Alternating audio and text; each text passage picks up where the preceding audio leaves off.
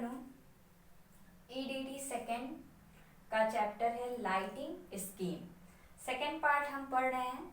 इसमें पहले पार्ट में हमने बता दिया था कि लाइटिंग स्कीम क्या है। तो किसी भी जगह पे अगर हमें लाइटिंग की व्यवस्था करनी है तो सबसे पहले हम उसका जो पूरा लेआउट होगा या उसको वहाँ पे कितनी लाइट और किस तरीके से हमें अरेंज करना है उसको हम एक पेपर पे बना लेंगे। जैसे मान लीजिए 4 लाइट अरेंज करना है तो चारों कॉर्नर पे इक्वली हम उसको अरेंज करेंगे। पहले इसे पेपर पे बनाएंगे और यही व्यवस्था जो होगा, यही योजना जो हम बनाएंगे, ये आपका लाइटिंग स्कीम होगा। तो ये तो आप पढ़ लिए। उसमें एक टॉपिक था indoor lighting scheme. Indoor lighting scheme जो होगी वो आपके घरों में, इंडस्ट्री वगैरह में यूज की जाएगी। तो इस इंडोर टाइप लाइटिंग स्कीम में कई तरह के बल्ब हम यूज करते हैं। जैसे एक है डायरेक्ट लाइटिंग, इनडायरेक्ट लाइटिंग। ये आपका इनडायरेक्ट लाइटिंग है।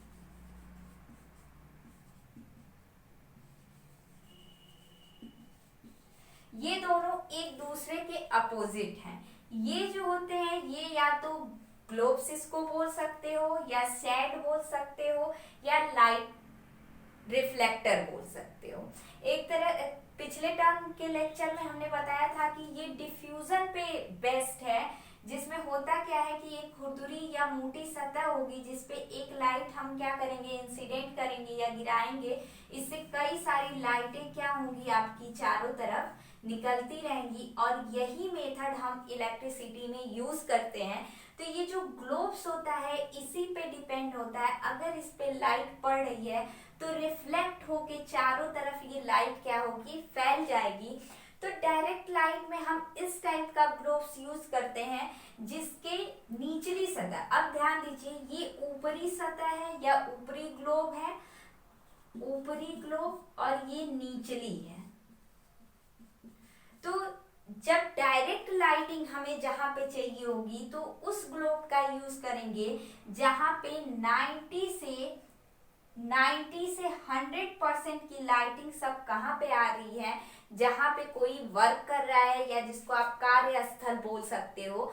तो 90 से 100%, 90 से 100% जो लाइट होगा, प्रकाश होगा, वो कार्यस्थल पे आना चाहिए।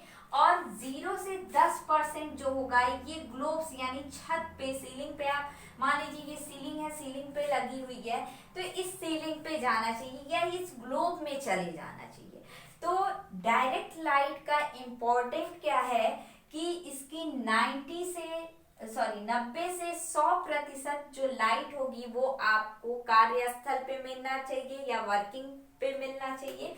और 0 से 10% ऊपर इसे या इधर उधर बिखर जाना चाहिए। तो मोस्टली जो होगा लगभग आपका 95% लाइट जो होगी कार्यस्थल पे 95%, और 5% लाइट जो होगी वो इधर उधर या ग्लोब्स के ऊपरी भाग में वितरित हो जाएगी। ये डायरेक्ट लाइटिंग का है। और डायरेक्ट लाइटिंग जो होती है मोस्टली यूज होती है जहाँ पे अधिक से अधिक प्रकाश चाहिए, और ये बहुत ही सस्ती होती है और इसमें ज्यादा कोई प्रॉब्लम भी नहीं आती है। दूसरा है इनडायरेक्ट लाइटिंग। इनडायरेक्ट लाइटिंग इसका जस्ट अपोजिट है। इसमें क्या है कि 90 से 100% जो होगा वो ऊपरी तल पे जाएगा। यानी ये आप देख रहे होंगे ये पूरी तरह से कवर्ड है। तो जो बल्ब हम यहाँ पे लगाएंगे इससे बहुत थोड़ी सी मात्रा में, यानी 0 से 10% जो लाइट होगा, लगभग 5% जो लाइट होगी वो आपके वर्किंग प्लेस पे मिलेगा या जो आपका कार्यस्थल है वहां पे मिलेगा। और जो 95% है, 90 से 100% लाइट जो है वो ऊपरी पार्ट में चला जाएगा। तो ये डेकोरेशन के लिए यूज होता है। जहां कहीं पे आपको होता क्या है कि बहुत सारी लाइटिंग, हमने मान लीजिए ये 4 लाइट लगा दिया एक कमरे में, पूरी प्रकाश आएगा, ये डायरेक्ट लाइटिंग है। बीच में हम क्या कर देंगे, इनडायरेक्ट लाइटिंग लगा देंगे और उसमें कोई कलरफुल बल्ब लगा देंगे। तो इनका यूज मोस्टली आप थिएटर में देखोगे या सिनेमा हॉल में देख सकते हो, या ऐसी जगह जहाँ पे कोई फंक्शन वगैरह हो रहा है तो वहाँ पे डेकोरेशन के पर्पज से इन लाइटों का हम यूज करते हैं। और ये आपके घरों में, इंडस्ट्री में जहाँ आपको प्रॉपर लाइटिंग चाहिए, यूनिफॉर्म लाइटिंग चाहिए, वहाँ पे हम डायरेक्ट लाइटिंग का यूज करते हैं।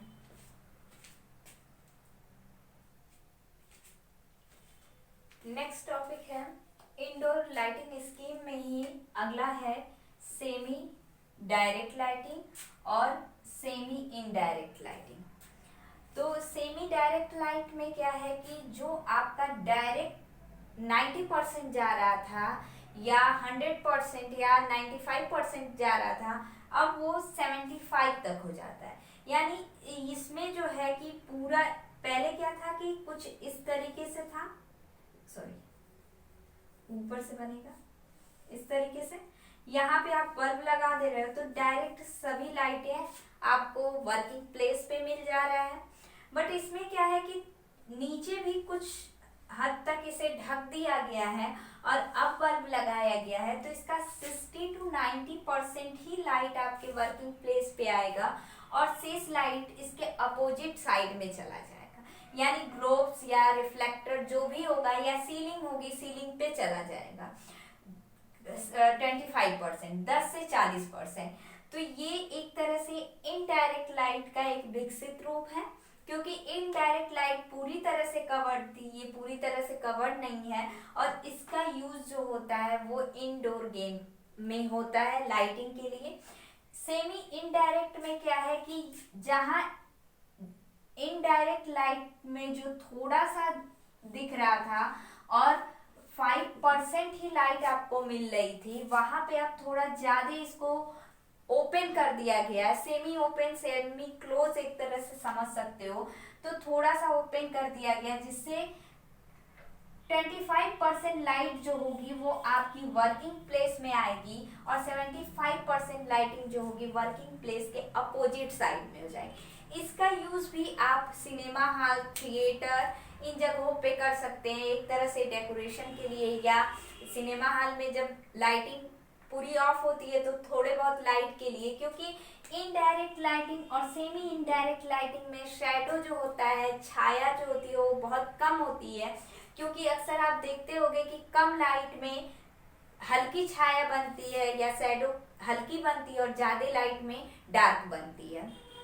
दूसरी चीज कि अगर आप कम लाइट रखते हो तो कोई भी वस्तु अच्छे से नहीं दिखती है और प्रकाश ज्यादा होता है तो प्रकाश अगर ज्यादा है तो वस्तु भी ज्यादा अच्छे से दिखाई देती है।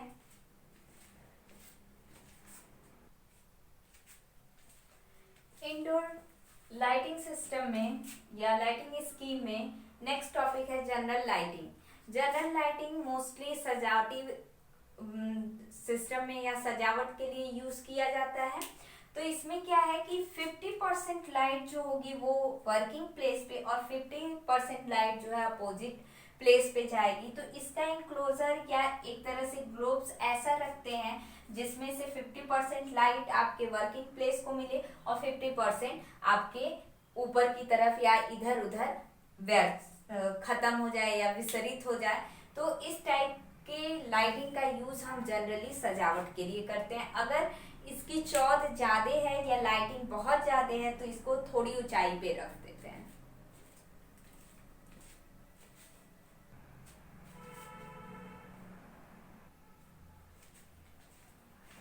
नेक्स्ट टॉपिक है इल्यूमिनेशन। इल्यूमिनेशन आपको यूटिलाइजेशन सब्जेक्ट में मिलेगा और थोड़ा सा इसका यूज है इसमें, इसलिए मैं बता दे रही हूँ।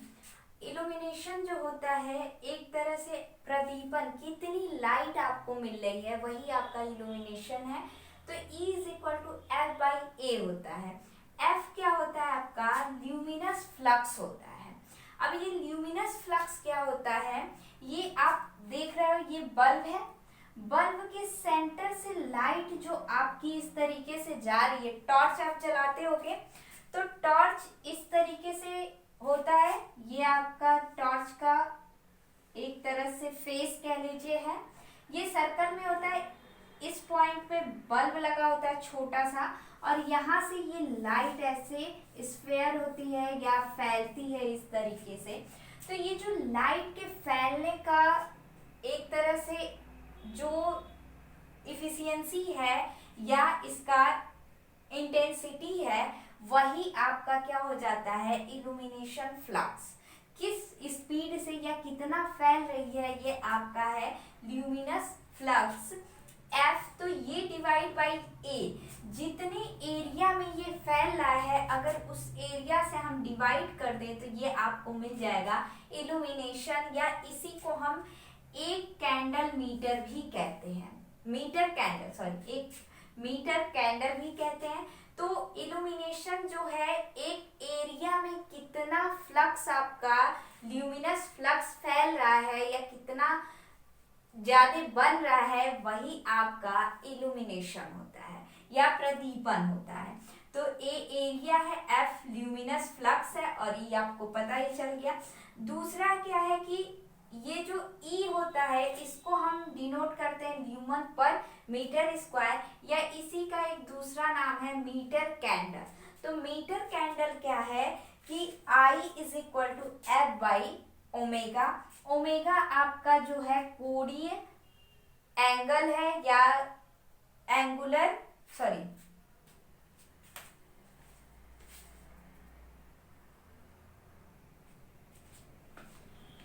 ओमेगा जो है वो सॉलिड एंगल है। आप सभी को पता है कि हमारे दो पूरक मात्रक होते हैं, एक रेडियन और एक स्टेरेडियन।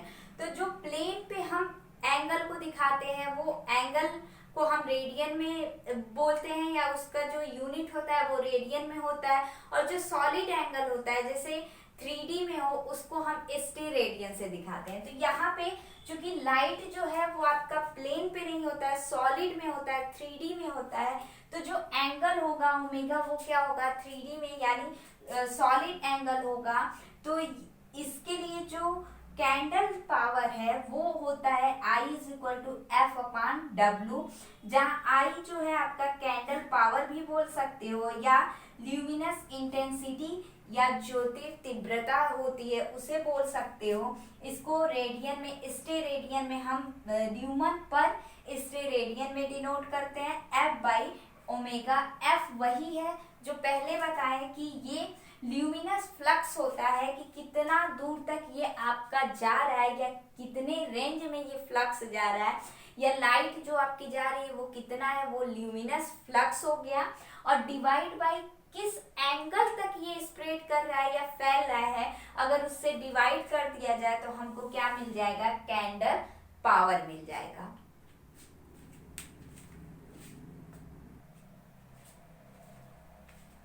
नेक्स्ट टॉपिक है और इम्पॉर्टेंट है, स्पेस ऊंचाई अनुपात, स्पेस हाइट रेशियो। इसको SHR से डिनोट करते हैं, और ये एक तरह से आप समझ सकते हो कि जब भी आप ड्राइंग बनाओगे तो आपको दो तरह की लेंथ निकालनी होगी, एक हॉरिजॉन्टल लेंथ और एक वर्टिकल लेंथ। तो जो हॉरिजॉन्टल लेंथ होगी वो इस तरीके से जाएगी, मीन्स अगर इसको हम दीवार माने तो दीवार पे इस तरह की जो लंबाई जाएगी ये आपकी हॉरिजॉन्टल लेंथ हो जाएगी, और वर्टिकल जो आपके फर्श से होते हुए जाएगी, इस तरीके की जो लाइनिंग जाएगी या वायर जाएंगे वो वर्टिकल होंगे। इस छत पे भी मान लीजिए ये सीलिंग है, सीलिंग क्या दीवार है, छत के साइड एक साइड की दीवार है, तो दीवार पे हॉरिजॉन्टल भी जाएगी और वर्टिकल भी जाएगी, क्षैतिज और ऊर्ध्वाधर। तो दो टाइप की आपको डिस्टेंस मिलेगी या एक तरह से हाइट मिलेगी। तो यहाँ पे स्पेस ऊंचाई अनुपात, स्पेस जो होगा हॉरिजॉन्टल लेंथ होगी। जैसे दो बल्ब हैं, एक दूसरे से इनकी जो स्पेसिंग है हॉरिजॉन्टल स्पेस, इसको हम स्पेस एक तरह से बोलेंगे, और जो लेंथ होगी फर्श से वो बल्ब कितनी ऊंचाई पे है।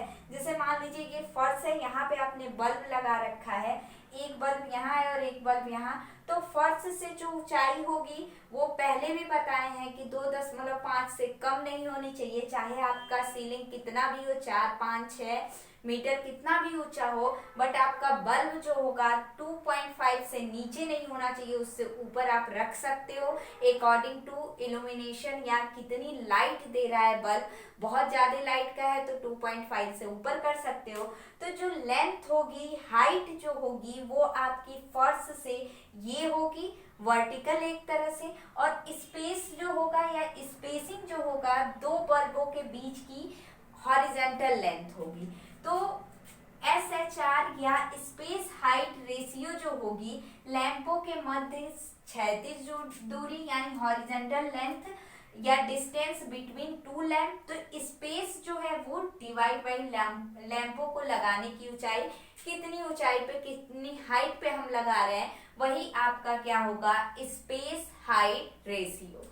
इसको कितने रेंज में हम दिखाएंगे, तो ये 1 से 2 के बीच में होना चाहिए मैक्सिमम। अगर कहीं पे क्वेश्चन पूछ देता है और स्पेस हाइट नहीं दिया है तो आप 0.6 ले सकते हो। किसी भी क्वेश्चन के लिए लेने को आप 0.5, 0.86, 0.8, 0.9 आप इनमें से कुछ भी ले सकते हो, लेकिन मैक्सिमम जो यूज किया जाएगा वो 0.6 यूज किया जाएगा। अगला टॉपिक है उपयोगिता गुणांक या उपयोगिता कारक कह सकते हो, या इसको यूटिलाइजेशन फैक्टर या कोफिशिएंट ऑफ यूटिलाइजेशन भी बोल सकते हो। ये क्या होता है, ये एक तरह से आप समझो कि आउटपुट अपॉन इनपुट है। क्यों आउटपुट अपॉन इनपुट है, क्योंकि इसका जो फॉर्मूला है ये कार्य स्थल पर प्रयोग किए गए कुल ल्यूमन्स डिवाइड बाई लैंप द्वारा विकिरण किया गया कुल ल्यूमन। तो जैसे हम बोलते हैं कि जितनी हमने पावर दी है टोटल का टोटल पावर तो हम यूज नहीं करते हैं, कुछ ना कुछ पावर हमारा क्या हो जाता है, लॉस हो जाता है। उसी तरीके से ल्यूमन क्या है, ये प्रकाश ही है, जो प्रकाश आ रहा है। तो इसके कहने का मतलब है कि लैंप द्वारा जो टोटल प्रकाश निकाला जाएगा वो टोटल का टोटल कार्यस्थल पे यूज नहीं होगा, कुछ ना कुछ प्रकाश इधर उधर वितरित होके खराब हो जाएंगे या एक तरह से फैल के बेकार चले जाएंगे। तो जो इफिशियंसी होगी या यूटिलाइजेशन फैक्टर होगा, यहाँ पे इफिशियंसी नहीं है, यूटिलाइजेशन फैक्टर को नीटा से दिखाएंगे। तो ये क्या होगा, कार्यस्थल पर प्रयोग किए गए कुल ल्यूमन, कितना ल्यूमन हम प्रयोग कर रहे हैं अपने वर्किंग में, और डिवाइड बाय उस लैंप द्वारा दिया गया कुल विकिरित किया गया कुल ल्यूमन कितना हुआ, तो वही है आउटपुट अपॉन इनपुट। कहने का मतलब है कि मान लीजिए ये बल्ब है, बल्ब से कुछ लाइट यहाँ आ रही है, कोई इंसान यहाँ पे कुछ वर्क कर रहा है, तो पूरी की पूरी लाइट तो इस पे पड़ेगी नहीं, कितना एरिया का यहाँ पे फ्लक्स यहाँ से जा रहा है तो वो हम ल्यूमन निकाल लेंगे आई मान लीजिए, और इसके द्वारा कितना ल्यूमन निकल रहा है तो इसमें इससे डिवाइड कर दोगे तो आपको क्या मिल जाएगा, यूटिलाइजेशन फैक्टर। अब ये यूटिलाइजेशन फैक्टर दो चीजों पे डिपेंड करता है, एक डायरेक्ट लाइटिंग और इनडायरेक्ट लाइटिंग, और भी बहुत सी चीजें हैं, जैसे बहुत दिनों तक सफाई नहीं की गई तो धूल और जमने की वजह से इसका जो इसके जो लाइटिंग की प्रकाश की क्षमता होगी वो भी कम हो जाएगी, तो उसके वजह से भी दिक्कत आएगी। तो ये डिपेंड करेगा डायरेक्ट इनडायरेक्ट। डायरेक्ट के लिए 0.4 से 0.6 आप 0.5 भी ले सकते हैं, और इनडायरेक्ट के लिए आप 0.1 से 0.5 तक ले सकते हो। ये जो यूटिलाइजेशन फैक्टर है कुछ चीजों पे निर्भर करता है। तो पहला है लाइटिंग स्कीम, इनडायरेक्ट है, डायरेक्ट है, सेमी डायरेक्ट है, सेमी इनडायरेक्ट है। दूसरा है इसका हाइट ऑफ लैंप, लैंप कितनी ऊंचाई पे है उसके अकॉर्डिंग कितना लाइट आपको मिल रहा है, वर्किंग प्लेस पे या काम करने के लिए कितनी लाइट मिल रही है उस पे डिपेंड करेगा।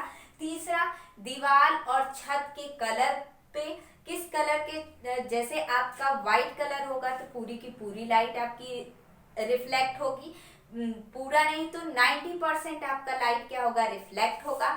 और छत का रंग, आकार कितने आकार का है, और परिमाप कितने परिमाप यानी लंबाई चौड़ाई उसकी कितनी है, तो उसी के अकॉर्डिंग आपका ये यूटिलाइजेशन फैक्टर भी निकाला जाएगा।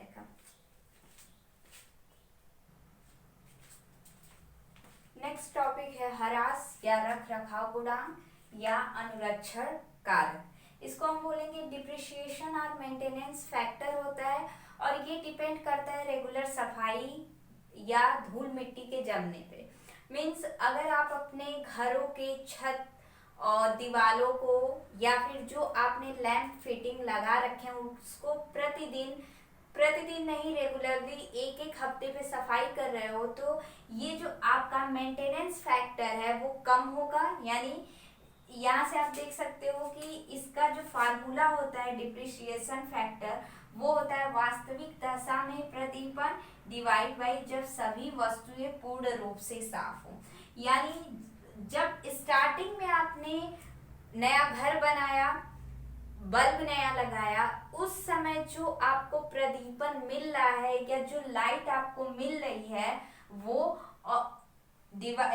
उससे आप डिवाइड करोगे किससे, जो प्रेजेंट टाइम में अगर एक महीने बाद आप देखते हो तो आपको जो लाइट मिल रही है वो डिवाइड बाई जो एक महीने पहले आपने स्टार्टिंग में लाइट लगाया था वो अगर आप निकालते हो तो ये आपका क्या होता है डिप्रिसिएशन फैक्टर। और ये डिपेंड करता है रेगुलर नियमित सफाई पे। अगर लैंप की डेली आप लैंप फिटिंग की प्रतिदिन आप सफाई करते हो तो डिप्रिसिएशन फैक्टर होता है 1/1.3 और अगर धूल मिट्टी जमी हुई है तो डिप्रिसिएशन फैक्टर होता है 1/1.5।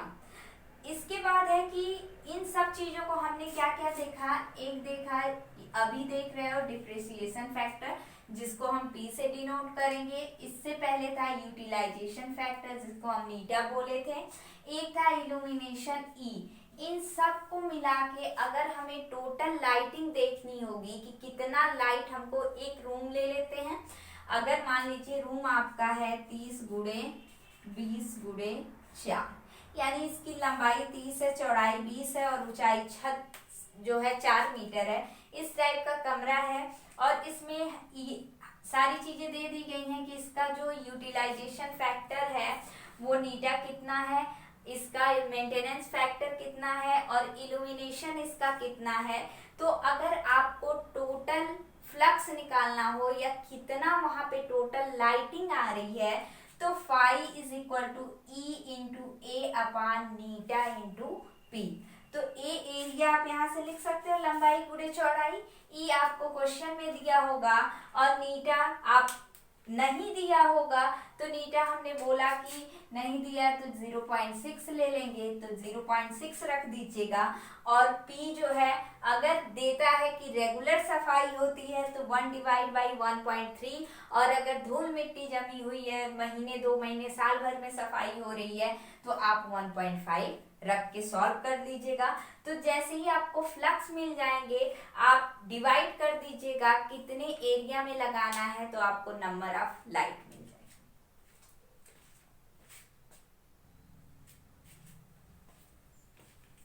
नेक्स्ट टॉपिक है factor for designing of lighting scheme, यानी वो कारक जो लाइटिंग स्कीम बनाते समय हमें ध्यान देने चाहिए। तो पहला है इल्यूमिनेशन लेवल, जैसे quantity of light. Illumination level आप कितनी लाइटिंग लगा रहे हो 10, 4, कितनी हाइट पे लगा रहे हो 2.5, 2.6, वो सारी चीजें डिपेंड करेंगी। जैसे distance between object and observer, object जो वस्तु है, ऑब्जर्वर जो देख रहा है। ये वस्तु, ये मान लीजिए आपका क्या है, वस्तु है और ये ऑब्जर्वर है। तो जो देख रहा है उससे इस ऑब्जेक्ट की दूरी कितनी है, हाइट कितनी है, वो डिपेंड करेगा। कंडीशन ऑफ मूवमेंट, दूसरा चीज है कंडीशन ऑफ मूवमेंट। ये जो वस्तु है वो चल रही है या स्थिर है। अगर चल रही है तो उसे देखने के लिए ज्यादा प्रकाश चाहिए, अगर स्थिर है तो कम प्रकाश में भी आप देख सकते हो। दूसरा है ड्यूरेशन ऑफ विजन, मीन्स देखने का टाइम। अगर किसी वस्तु को काफी देर से, कम लाइट है आप थोड़ी देर तक उसको देखो तो वो आपको साफ साफ दिखाई देने लगेगी, लेकिन तुरंत देखोगे तो वो आपको तुरंत कम लाइट में दिखाई नहीं देगी। तो अगर लाइट कम है तो उस वस्तु को आप थोड़ी देर तक देखिए तो वो दिखने लगेगी। साइज ऑफ ऑब्जेक्ट, अगर ऑब्जेक्ट बड़ा है तो जल्दी दिखाई देगा, छोटा है तो काफी देर में दिखाई देगा। यूनिफॉर्मिटी ऑफ यूटिलाइजेशन, अगर लाइट चारों तरफ यूनिफॉर्म है तो कोई भी वस्तु कहीं भी रखी हो आपको इजीली दिखेगी। अगर अनयूनिफॉर्म है तो जहाँ पे लाइट अच्छी होगी वहां पे वस्तु या ऑब्जेक्ट जल्दी दिखेगा, और जहाँ पे लाइट कम होगी वहां देखने में प्रॉब्लम होगी। कलर ऑफ लाइट, लाइट का कलर बहुत इंपॉर्टेंट होता है। अगर किसी कार्यालय में लाइट का कलर जो है डीम है, कलरफुल है, या जहाँ पे वर्कर वर्क कर रहे हैं वहाँ की लाइटिंग अच्छी नहीं है तो उनका काम करने का मन नहीं करेगा, उनकी आंखों में जलन होगी, या वो मेंटली और फिजिकली दोनों तरीके से वो थकान महसूस करेंगे। तो लाइट का कलर अगर अच्छा होगा, लुभावना होगा, तो वहाँ कोई भी वर्कर अच्छे से काम करेगा और प्रोडक्ट तेजी से बनेगा। शैडो, शैडो बहुत इंपॉर्टेंट होता है और शैडो अक्सर बनता है, तो जो अगर लाइट ज्यादा है तो वहाँ पे शैडो जो होगा डार्क बनेगा, यानी बहुत अच्छी तरीके से बनेगा। बट अगर लाइट कम है, जैसे इनडायरेक्ट लाइट है, वहां पे शैडो बहुत कम बनेगा। तो हम क्या करते हैं, शैडो को कम करने के लिए जो लाइट की ऊंचाई होती है, हाइट जो h होता है, उसको 2.5 से कम नहीं रखते। सतह जो है, लाइट की सतह जो है वो पूरी लेते हैं, एक तरह से लाइट जो है वो पूरी सतह से होके आनी चाहिए, और ना हो तो इनडायरेक्ट लाइट का प्रयोग करते हैं। चौंध, हमने बताया था कि चौंध जो होता है, ग्लेयर जो होती है, वो आंखों को अचानक, जैसे गाड़ी आ रही है और उसके लाइट पे आप अचानक देख लो तो कुछ देर के लिए आपको कुछ भी नहीं दिखाई देता है, यानी लाइट डायरेक्ट आपकी आंखों में पड़ी, जो आपकी आंखों के लिए बहुत ही दर्द था, बहुत ही ज्यादा एक तरह से लाइट थी और आपकी आंखें बंद हो जाती हैं, वही आपका क्या होता है, चौंध होता है। अब ये चौंध दो तरीके से होता है, एक डायरेक्ट होता है, एक इनडायरेक्ट। डायरेक्ट के लिए हम क्या करते हैं कि ऐसे चीजों का यूज करते हैं जिसमें कम से कम लाइट हमारे पास आए, और इनडायरेक्ट को परावर्तित भी बोलते हैं और डायरेक्ट को अपरावर्तित। मीन्स जो सीधे हमारी आंखों में आती है वो डायरेक्ट चौंध है, और जो परावर्तित होके, जैसे कोई ग्लोब्स वगैरह में रख दिए लाइट को, तो वो क्या करेगी, सीधे ना आके उससे टकराएगी फिर वापस जाएगी। या बल्ब है, बल्ब के बाहर आपने कांच की क्या कर दिया, शीशा लगा दिया, तो अब इससे हो क्या आएगी, तो उतना लाइट नहीं होगा जितना कि डायरेक्ट में होगा।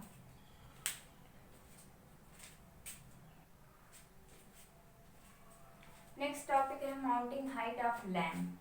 लैंप्स को हमें कितनी ऊंचाई पे रखनी चाहिए, तो पहले ही बताया कि 2.5 मीटर से कम पे नहीं होनी चाहिए। और दूसरी चीज, सीलिंग से ऊपर नहीं हम लैंप को लगाते हैं, या सीलिंग पे भी नहीं लगाते हैं। हम सीलिंग, अगर ऐसा हो कि हमें सीलिंग पे ही लगाना है बल्ब, तो हम पेंडेंट के थ्रू या लटके हुए रॉड के थ्रू एक होल्डर में बल्ब को लगा देते हैं। तो पहला चीज कि ये 2.5 से कम नहीं होना चाहिए। ये एरो बढ़ने को दिखाता है और ये एरो घटने का सिंबल है। तो अगर हम ये हाइट बढ़ाने पे निम्नलिखित कारक इफेक्टिव होते हैं। तो पहला, अगर हाइट बढ़ा रहे हैं तो प्रकाश जो होगा वो कम होगा। बहुत ज्यादा आप हाइट बढ़ाते जाओ एक लिमिट के बाद, तो लाइट क्या हो जाएगी, कम होती जाएगी। दूसरा, हाइट बढ़ाने से कार्यतल पर लाइट का क्षेत्रफल बढ़ेगा। मीन्स लाइट क्या होती है, ऐसे ही तो फैलती है, अगर ये बढ़ाते जाओगे तो ये और इधर को फैलेगी, तो या फिर इसकी लंबाई बढ़ रही है, चौड़ाई, तब भी इसका क्षेत्रफल क्या होगा, बढ़ेगा। तीसरा, हाइट बढ़ाने पर लाइट यूनिफॉर्म होगी, चारों तरफ फैलेगी ऐसे। और इसके बाद है, हाइट बढ़ाने पे चौंध जो होता है वो कम होता है। चौंध में ही बताए थे कि अगर उसे कम करना है तो आपको लाइट की हाइट क्या करनी होगी, बढ़ा देनी होगी। हाइट को इंक्रीज अगर कर रहे हो तो SHR यानी स्पेस हाइट रेशियो घटेगा। अगर हाइट बढ़ा रहे हैं तो लैंप की संख्या बढ़ेगी या वाटेज। यहीं पे हमने बोला कि लाइट अगर हाइट बढ़ा रहे हो तो प्रकाश जो होगा वो क्या हो जाएगा, घटने लगेगा। तो जब प्रकाश घटेगा तो या तो नंबर ऑफ लाइट हम बढ़ाएंगे या उन्हीं लाइट के वाटेज हम बढ़ा देंगे, जिससे और ज्यादा प्रकाश मिलेगा।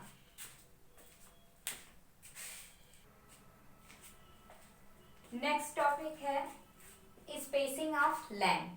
हमने बताया कि दो लैंपों के बीच की जो दूरी होती है, हॉरिजेंटल दूरी क्षैतिज, वही आपकी स्पेसिंग होती है।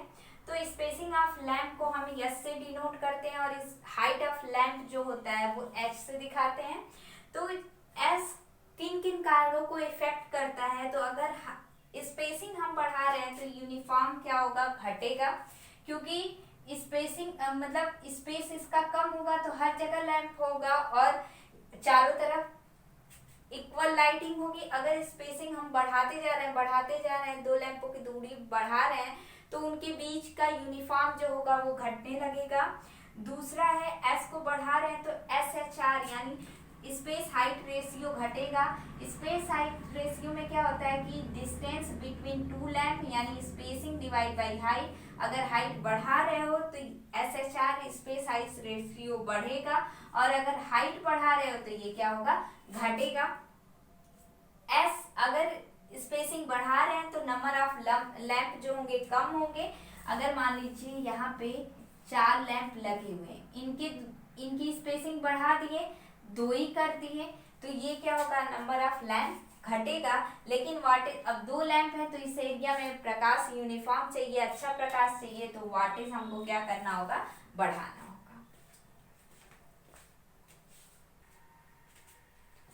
नेक्स्ट टॉपिक है कलर ऑफ सराउंडिंग वॉल। जहां पे हमने लाइटिंग की है उसके चारों तरफ की वॉल पे कलर कैसा है वो भी डिपेंड करता है। अगर कलर दीवार के जो कलर है वो वाइट हो या लाइट कलर के हो तो मोस्टली लाइट जो होगी वो परावर्तित हो जाएगी, और अगर साफ सुथरे हैं तो आपका जो मेंटेनेंस फैक्टर होगा वो कम होगा। परिसर की भौतिक स्थिति, ये भी बहुत इंपॉर्टेंट होता है। परिसर की भौतिक स्थिति भी लाइट या इल्यूमिनेशन पे बहुत ज्यादा डिपेंड होती है। अगर वहां पे नियमित सफाई नहीं होगी तो लाइट या प्रकाश आपको बहुत कम मिलेगा और बहुत सारी असुविधाएं होगी।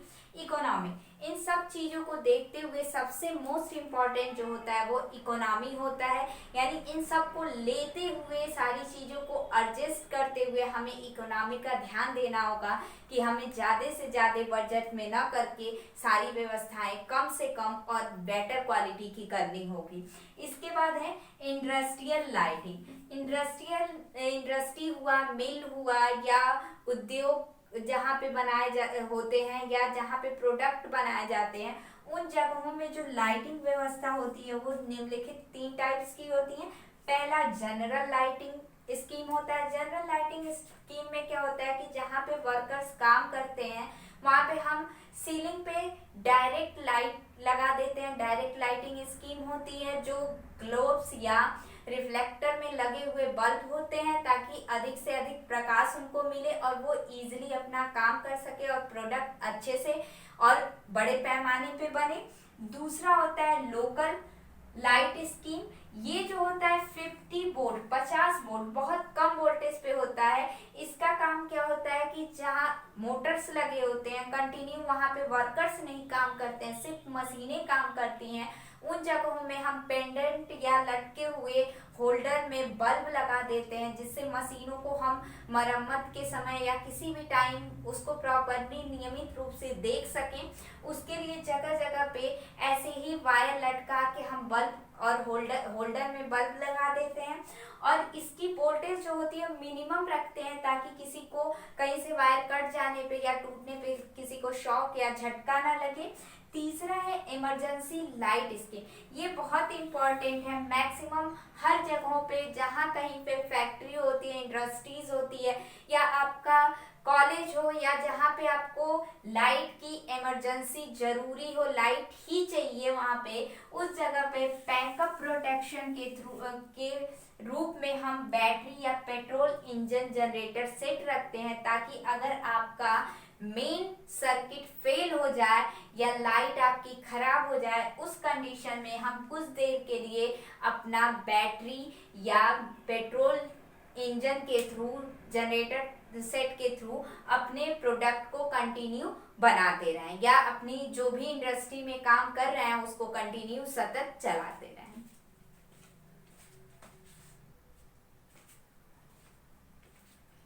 इस चैप्टर में अभी और भी टॉपिक बचा है, कुछ न्यूमेरिकल्स हैं।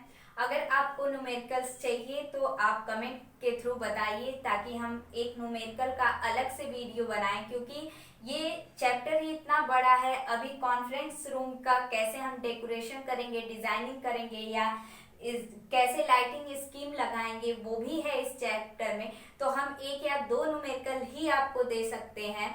अगर आपको और भी न्यूमेरिकल सॉल्व करना है तो उसके लिए कमेंट करके बताइए और वीडियो को लाइक और सब्सक्राइब कीजिए।